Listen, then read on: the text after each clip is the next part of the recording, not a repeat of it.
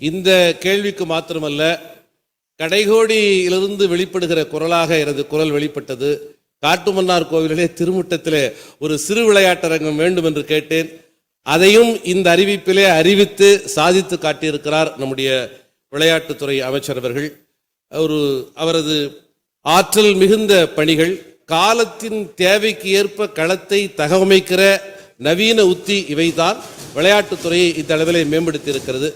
ஆகவே அவரது கனிவு பரப்பை கருத்தில் கொண்டு மாற்றுத்திறனாளிகளுக்கும் இத்தகைய அவர்கள் விளையாடுகிற அந்த களத்தை ஒரு வாய்ப்பாக வைத்துக்கொண்டு அவர்களுக்கும் இத்தகைய பணி நியமனங்கள் ஒதுக்கீடுகள் வழங்கப்படுமா என்பதை பேரவைத் தலைவர் வாயிலாக கேட்டுப்படுகிறேன்.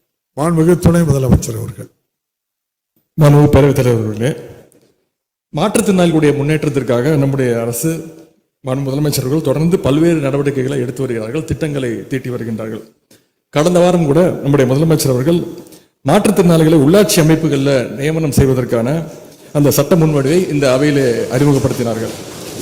இந்தியாவிலே எந்த மாநிலத்திலும் இல்லாத அளவிற்கு முதன்முறையாக மேற்கொள்ளப்பட்டுள்ள இந்த நடவடிக்கையால் கிட்டத்தட்ட 13,000 மாற்றுத்திறனாளிகள் உள்ளாட்சி பொறுப்புகளுக்கு வர இருக்கின்றார்கள். இதற்காக இந்த மாற்றுத்திறனாளி சகோதரர்கள் சகோதரிகள் முதலமைச்சர் அவர்களை என்னையும் சந்தித்து நன்றி தெரிவித்தாங்க.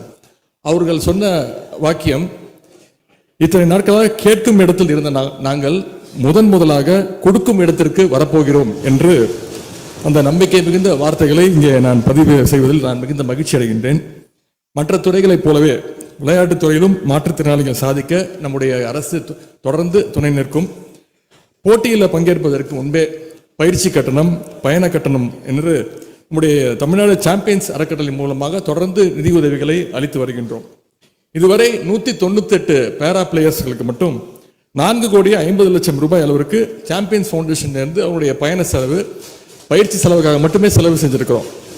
அது மட்டுமல்ல, அவங்க பல வெளிநாடுகளுக்கு சென்று வெற்றி பெற்ற பின்பு மாற்றுத்திறனாளி வீரர்களுக்கு மற்ற வீரர்களுக்கு இணையாக உயரிய ஊக்கத்தொகை, ஹை கேஷ் இன்சென்டிவ்ஸ், இதுவரைக்கும் 196 பேரா பிளேயர்ஸ்களுக்கு நம்முடைய அரசு 27 கோடி ரூபாய் ஹை கேஷ் இன்சென்டிவ்ஸ், உயரிய ஊக்கத்தொகையை வழங்கியிருக்கின்றது என்று கூறிக்கொள்ள விரும்புகின்றேன். இந்த 3% இடஒதுக்கீட்டின் கீழ் மற்ற வீரர்களுக்கு இணையாக மாற்றுத்திறனாளி வீரர்களுக்கும் பணி நியமன ஆணைகளை விரைவில் வழங்க வருகின்றோம். இதுவரை இந்த 104 பேர் கொடுத்திருக்கிறோமே, அதில் 5 மாற்றுத்திறனாளி வீரர்களுக்கு அரசு துறை மற்றும் அரசு பொதுத்துறை நிறுவனங்களில் வேலை வாய்ப்புகள் வழங்கப்பட்டுள்ளன.